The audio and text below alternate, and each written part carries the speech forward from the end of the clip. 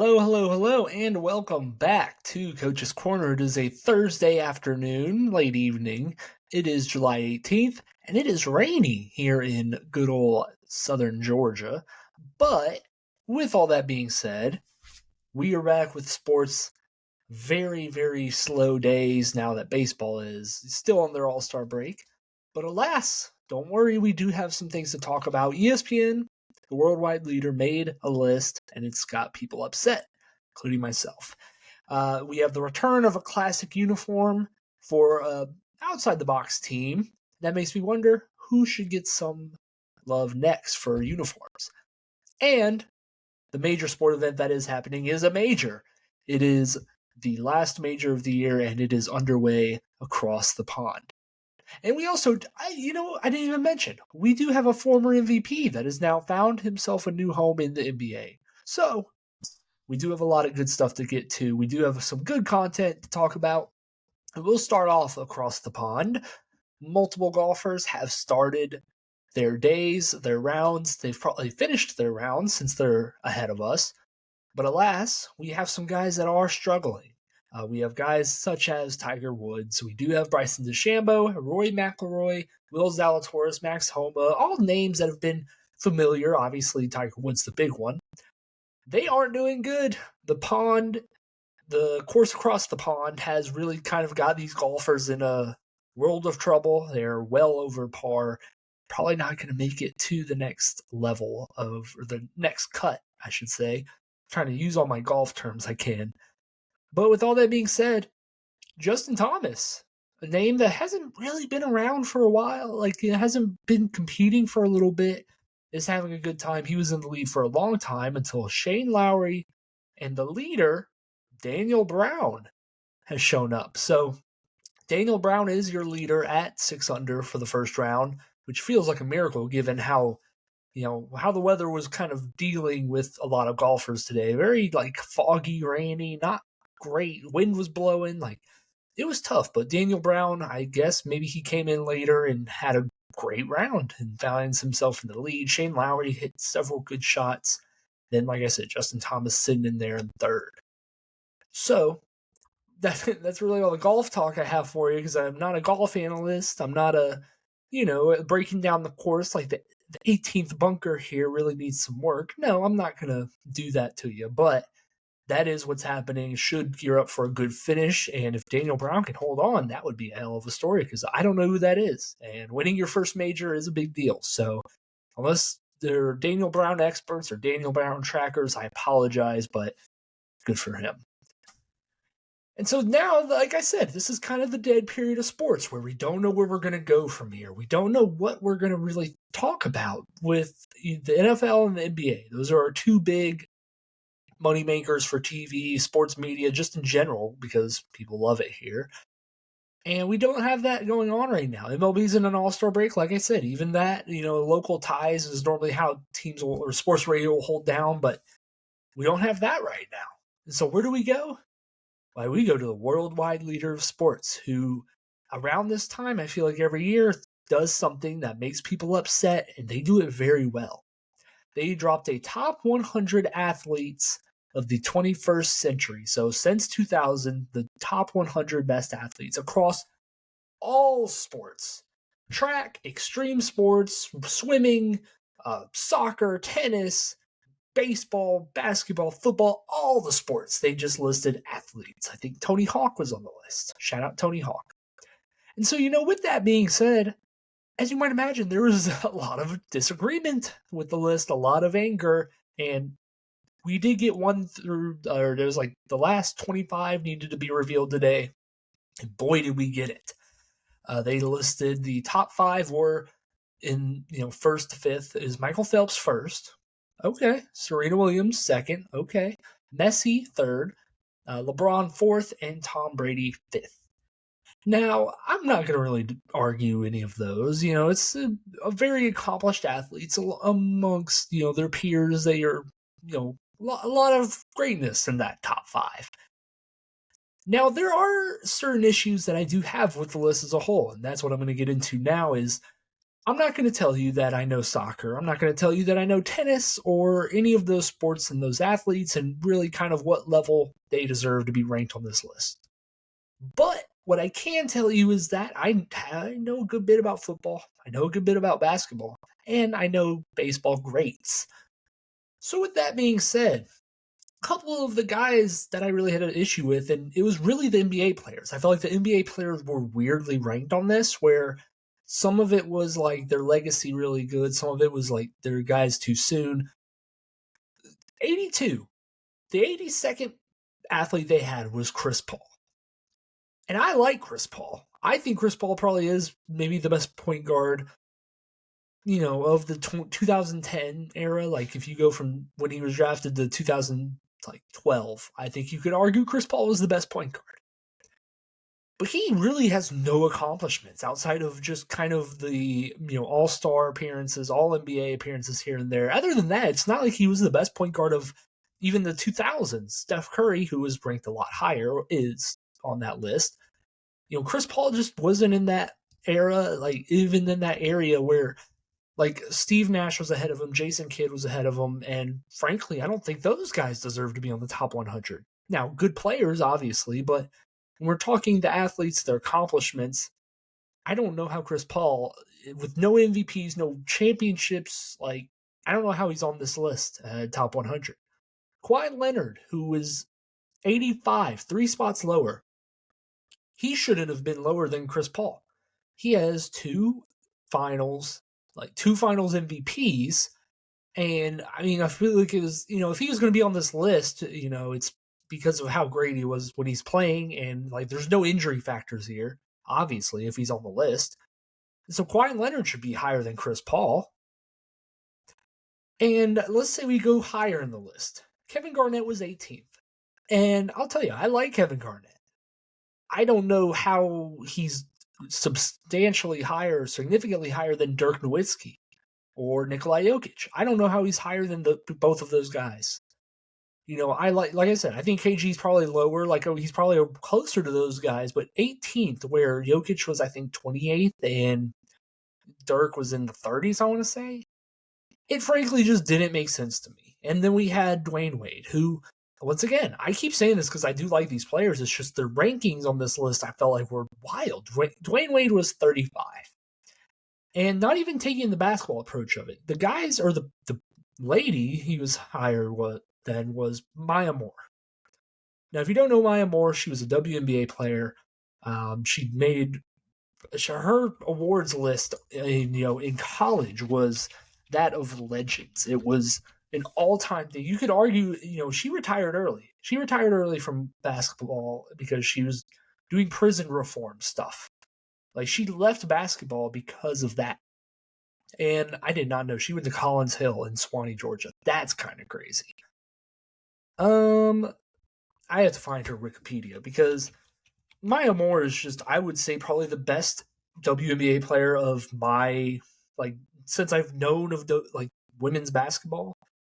Her career highlights: 4-time WNBA champion, WNBA Finals MVP, WNBA MVP. Only one time is crazy. 6-time All-Star, 3-time All-Star Game MVP, 5-time All WNBA First Team, 2-time Second Team, 2-time All Second Defensive Team, WNBA Steals Leader, Scoring Leader, Rookie of the Year, All Rookie Team on the 20th Anniversary Team and the 25th Anniversary Team. She has a FIBA World Championship, 2-time EuroLeague Women's Champion, 2-time NCAA champion. If you don't get it, the point is she has a lot of accomplishments that I would say are, a lot more substantial than Dwayne Wade in his respective sport. And especially when his prime, I think, ended prematurely, and we didn't really get to see probably the full extent of Dwayne Wade, but we saw the full extent of Maya Moore until she retired. And on top of that, let's go to the baseball people that I think should be higher than Dwayne Wade. Barry Bonds. Barry Bonds is 1 spot lower than Dwayne Wade. Barry Bonds won 4 MVPs in the 2000s. If you even take away his 90s accomplishments, he won 4 of those things in the 2000s. I don't know, along with those stats that he had, I don't know how we don't have him higher, because obviously we don't care about steroids if he's on this list in the first place. Justin Verlander, I'd argue, is probably one of the best pitchers. Is definitely one of the best pitchers of this, century. I think he should be, as a top 3 pitcher probably in this century. He should be higher. David Ortiz, I'd even argue he should be higher as just what he meant to Boston, his accomplishments also. Like, I'm sorry, it just feels off to me the way, and I'm sorry, I gotta take a step back because it is making me a little bit upset. But I'm like forgetting that it is ESPN. What does ESPN do better than a lot of other networks? And it's why they're probably the best network, to ever do this sports thing. They are incredible at engagement farming. When I say engagement farming, that just means people talk about and get angry about, topics, lists that they do, discussions they have. This is the quintessential aspect of that, where it's a top 100 list that no names are really attached to this outside of the brand, the company as a whole. And here we are getting mad about it, giving them more clicks, giving them more airtime, like I am right now. All this stuff. And it's just why they're the best at this is because they're just so good at getting people to engage in their content and drive up numbers for advertising, all that good stuff. And that's just what this list told me, was that ESPN really was kind of hurting to make some topics up in regards to the dead period of sports that we are in. And they just went straight to the well of, let's make a list. Let's stop doing the brawny thing and let's make a list of athletes that will make a lot of people mad. And boy, did they do it. And boy, am I not going to fall anymore into their trap. But speaking of NBA guys that I do think are finding weird spots, Russell Westbrook, former MVP, obviously it's years ago now, former MVP, is joining the Denver Nuggets. He got traded from the Clippers to the Jazz. They're going to waive him. He's going to go to the Nuggets.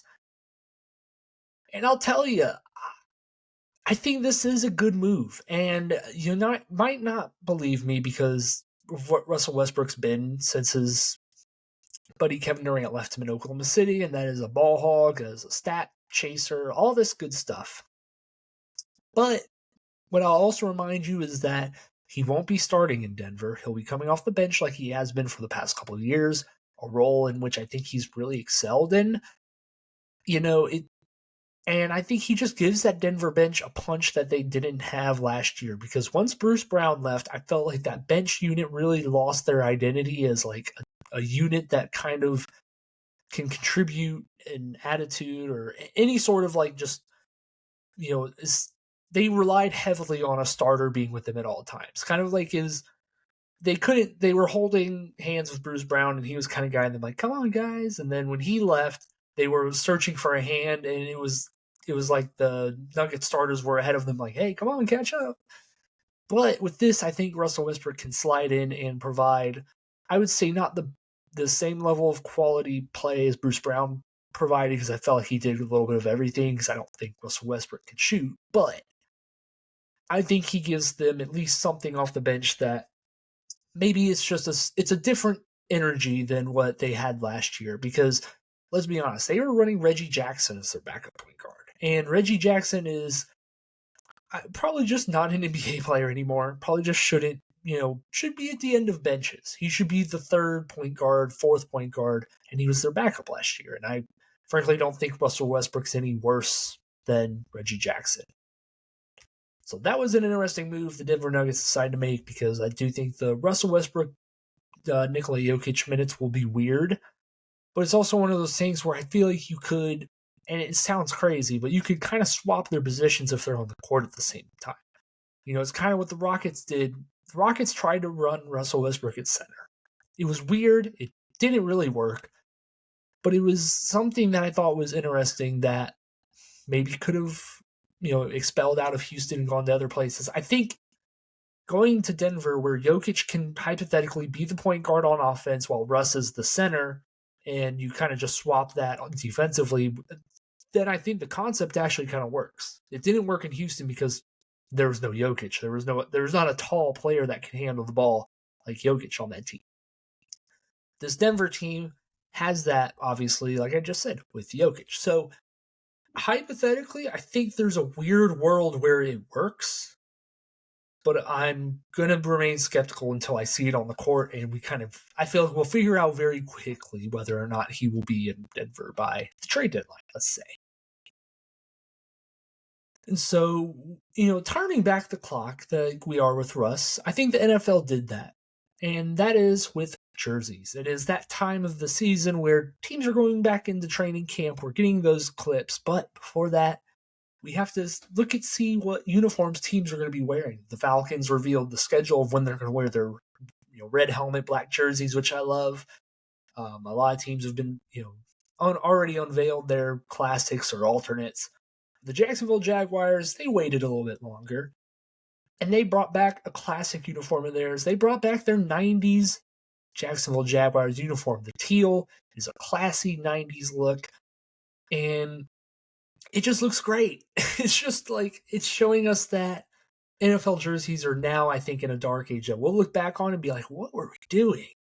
And I feel you can see that with a lot of what teams are doing with their rebranding. The Browns, when they went from their classic uniforms to that weird middle part, now they're back to their classic uniforms. I feel like the Lions, they had a very simple uniforms, and then they went through a couple font changes, and now they're just back at block numbers that just look really, really sharp. And the Jacksonville Jaguars, this isn't going to be their permanent. It's just an alternate. But they revealed this jersey, and God, does it look sharp. It looks really, really good. The trim looks good on the numbers. The numbers, obviously, the font is unique enough to where it's obviously not their classic jerseys. And it just shows that what was working before should, come back, and it still works. It's something where it's simple, there's a little bit of a flair. The Jacksonville Jaguars on the sleeve, like the whole Jaguar itself. It's just a great look. It had me wondering is what teams should hypothetically go back to that kind of style, or should they reveal a retro? And I don't know why, but whenever I think of these new, what teams should look towards, I'd say a rebranding or at least a retro jersey of that sense. And I always come back to the LA teams. And I don't know if it's just because I don't love the LA jerseys. I have one hanging behind me. Shout out Cooper Cup. And I don't think it's a bad jersey. I think the Chargers nailed their jerseys. The Rams and Chargers both have good jerseys. But what I think teams need to do is, these LA teams are brand new. I'd say brand newish to their city. It hasn't even been a decade since they've moved to LA, obviously. But I think in order to turn the page into being in this era, you do have to look back a little bit. And I think they have a really good chance of doing that, where it might be in poor taste to, go back to the St. Louis Rams jerseys. But if they just went back, occasionally to the, jerseys that, frankly, they wore a couple of years ago, it's the bright blue and yellow Eric Dickerson style jerseys. I would really like if the Rams incorporated that somewhat into their rotation of jerseys. The Chargers. Now, you might think I'm talking about the baby blue jerseys that they wore like way back in the 90s. I do think those would be good. But even then, I think if they even went back to their early 2000s with the Navy that LaDainian Tomlinson wore, I think that would be a really sharp look. Or they could really kind of buff it up to make it look clean, and it would incorporate that navy color that I don't think they incorporated. So those are just two teams I think of off the top of my head. But another team I think would be really good at looking back to figuring out what new jerseys they could do. Tennessee Titans. I think the Titans are in that category where I think they had their same jersey for a long time, and they recently changed it up, basically the Derrick Henry era. It kind of goes from the Steve McNair era to the Derrick Henry era, and they haven't changed their jerseys ever since. I think they could run that same jersey combo they have, but just use the Oilers colors. You have the rights to the Oilers. Everyone kind of already thinks it's weird that the Tennessee Titans are also the Houston Oilers, team, since they have the rights and everything. But just embrace it. Just embrace that weirdness. Just use the baby blue and that red. Just kind of be like, hey, these are our colors. This is our history. I don't know why they just don't rock that combination of colors with their jerseys, or like I said, they can just rock the same blue jerseys, change the helmet from the Oiler to that Titan T or whatever. I don't know, whatever they want to do. I think you got a hell of a uniform. I think you have a top 3 uniform if they do that. That's just me. It's one of those things where it's just sometimes going backwards to be just a little bit more simple in what you're doing isn't a bad thing. The Falcons need to do that, obviously, I think, with just go back to those 90s uniforms that everyone kind of just universally loves. Just make it simple. It doesn't have to be some modern, sleek, weird looking jersey thing. Just make it. It's weird because I feel like the NBA does things too simple with their jerseys, and the NFL does too much with their jerseys. If those two leagues would figure out that where their lanes are in these uniforms, new uniforms, I think both would thrive and they would sell so much more. And now it'd be up to Fanatics if they would mess it up or not. So, with all that being said, I think that's a good place to end it. A good place to send you off into the weekend. Hopefully, you get some good news, or just, I don't know, eventful news that isn't, I'd say, the news that we had last Saturday. Let's not have a repeat of that. Let's have a different, like, sports type of news, maybe a trade or something. I don't know, but let's not have a repeat of last Saturday. So, with all that being said, I am your host, Luke's Coach of Art. Make sure you like, share, subscribe to the pod. Check out, anytime you can. Watch it on YouTube. Listen to it on the podcast feed, wherever you get it from. With all that being said, see you guys next time. Goodbye.